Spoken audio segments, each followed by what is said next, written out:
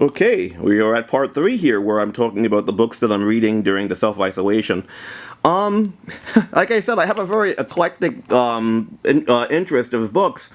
So this one is actually okay. So I assume that most of you know who Jane Austen is. She's a writer. They made quite a few movies of her books. She wrote during the Regency period between King George III and IV, like in the early 1800s, like the first couple decades of the 1800s.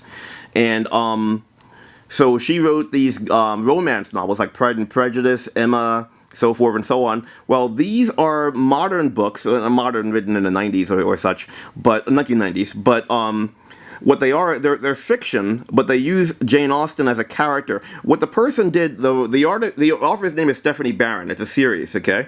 And this is book 9, I believe. I have the whole series too, but like I said, I'm just rereading some of them now. But basically, to explain, okay, what the author did was this. She took real life events in Jane Austen's life, and she made her own plot around them. In other words, like for instance, let's say with me. Okay, well, I'll explain what the plots are. Have you ever heard of a series called Murder, She Wrote with Angela Lansbury in the 80s? It's basically about an older woman who just goes about her business, and no matter where she goes, okay, someone winds up getting killed.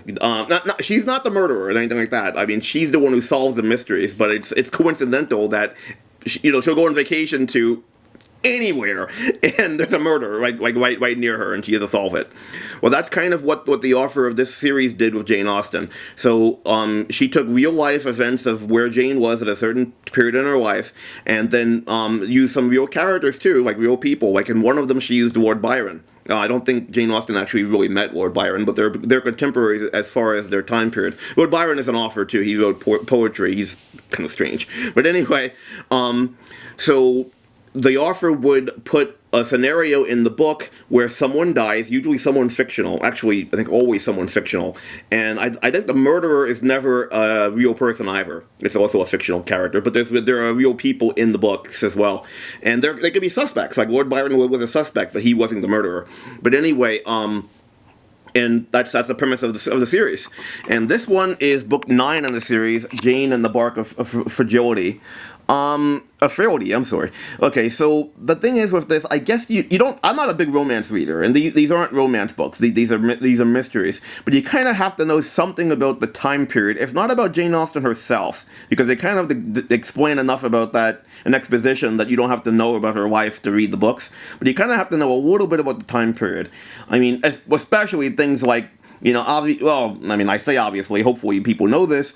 There were no cell phones back then. There were no phones back then. There were no fingerprinting. There was no fingerprinting back then. There was no DNA samples. There wasn't even a way of being able to tell human blood from animal blood. So, a lot of the different things like that you have to know to understand that if you're reading the book and then at the end of it you're like, why didn't they just test it for such and such? Okay, there was no test of that. You have to understand those kind of things. So all of the and the thing is, Stephanie Barron actually makes a very good story where, I mean, again, all the clues are there, you can figure them out, but you have to do it in using no tools that were basically nothing that was invented after the time period that it takes place, which makes sense. If you read a Sherlock Holmes book that was written in the 1880s, 1890s, you wouldn't expect Sherlock Holmes to whip out I don't know, a DNA sample or something, because there wasn't that at the time. Anyway, so I've read these before, as I said. I'm still kind of at the beginning of this one. I've only read a couple chapters of it, but I've read them before. They're very, very good. So again, if you want to know a detailed description of any of these books, let me know, and I'll respond to a comment, or I can make a video talking about them or something else. I might make another video if the isolation lasts a few more weeks and I've read a few more books. But anyway, I hope you've enjoyed this, and I hope it's actually something that you're interested in. Take care, and again, thank you very much. Stay isolated, stay safe, and take care. Bye-bye.